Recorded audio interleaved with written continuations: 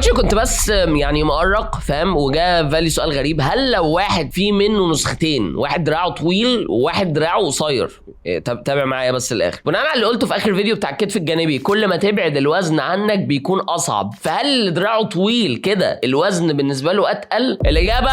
وده لان العزم زي ما قلنا هو الطول اللي مأثر عليه الوزن في الوزن نفسه، فاللي دراعه طويل الوزن عامل تأثير عزم على دراعه اكبر من اللي دراعه قصير، وبسبب ده بقى الحجم التدريبي اللي بيحتاجه الشخص اللي اطرافه طويله اقل بكتير من الشخص اللي اطرافه قصيره. بصوا معايا، الحجم التدريبي هو الطول في الوزن اللي هو العزم في العداد في المجاميع، فلو شخص طول دراعه جدلا نص متر وشايل 5 كيلو وعمل مجموعه 10 عداد، ده نص واحد دراعه جدلا متر وشال برضو 5 كيلو وعمل 10 عداد. يعني باختصار اجسامنا مش زي بعض، بس اللي كلنا متفقين عليه ومتاكدين